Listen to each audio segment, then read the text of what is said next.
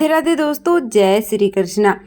हम सभी जानते हैं कि कार्तिक के महीने में तुलसी पूजा का बहुत ही अधिक महत्व होता है। अगर आप कार्तिक स्नान करते हैं तो आप तुलसी पूजा करेंगे ही। अगर आप कार्तिक स्नान नहीं भी करते हैं तब भी आपको तुलसी पूजा अवश्य करनी चाहिए। तो आज की वीडियो में हम तुलसी जी का पूजन कैसे करते हैं कार्तिक के महीने में, वही जानने वाले हैं। देखिए, कार्तिक के महीने में सुबह सवेरे तुलसी जी का पूजन किया जाता है। तो सुबह स्नान आदि करने के बाद आपको अपनी तुलसी के क्यारे के पास आ जाना है और उस जगह को अच्छे से साफ सुथरा करके और पहले हमें तुलसी के गमले में जल सींचना है।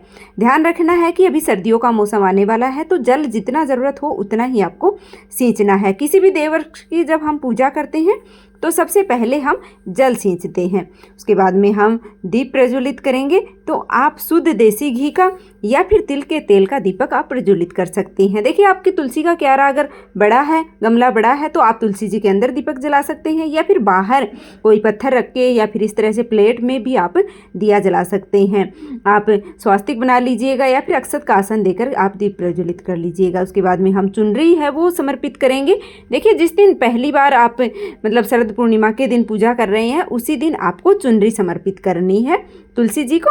आपको रोज चुनरी नहीं समर्पित करनी है, एक दिन ही आपको समर्पित करनी है। फिर हम तिलक कर देंगे। अगर चुनरी नहीं है तो कलावा समर्पित कर दें और हम तिल समर्पित कर देंगे, तिलक कर लेंगे। और देखिए, थोड़े से तिल हम है वो दिए में भी डाल देंगे। जितने तिल चटकते हैं उतने ही हमारे कष्ट कटते हैं, ऐसा भी माना जाता है। फिर हम पुष्प समर्पित करेंगे। आप फूलों की माला समर्पित कर सकते हैं, पुष्प समर्पित कर सकते हैं। नहीं है पुष्प तो कोई बात नहीं, आप ऐसे भी पूजा कर सकते हैं। भोग समर्पित करेंगे तो भोग में आप चीनी का, मिश्री का, रोज़ मतलब भोग लगाते हैं तो चीनी का, मिश्री का, या फिर आप कोई मिठाई का भोग लगा सकते हैं। आप फलों का भोग भी है वो इस दिन लगा सकते हैं।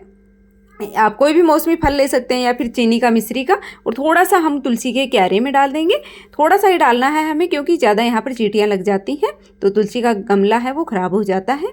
तो आपको ज़्यादा मिठाई इसमें नहीं डालना है, पास में आपको तुलसी जी के पास में रख देना है और फिर हम सभी को है वो प्रसाद के रूप में बांट देते हैं। और जब भी आप पूजा करते हैं तो ओम नमो भगवते वासुदेवाय इस मंत्र का जप भी आप कर सकते हैं। अगर कोई मंत्र नहीं आता है या फिर गायत्री मंत्र जो है वो आप है वो उच्चारण कर सकते हैं। फिर हम तुलसी जी की आरती करेंगे बहुत ही प्रेम पूर्वक। अगर आपको आरती आती है तो आपको आरती करनी चाहिए, नहीं तो आप 5 या 7 बार क्लॉकवाइज घुमा करके भी इस तरह से आरती कर सकते हैं बहुत ही प्रेम पूर्वक। और फिर हम परिक्रमा करेंगे।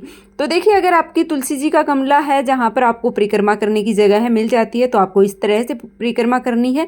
नहीं तो जिस जगह पर आप पूजा कर रहे हैं उसी जगह खड़े होकर के और चारों तरफ घूम करके और इस तरह से भी परिक्रमा आप कर सकते हैं। तो रोज़ आपको तुलसी जी की 7 परिक्रमा है वो करनी चाहिए। इस तरह से सरल तरीके से रोज़ हमें तुलसी जी की पूजा करनी होती है।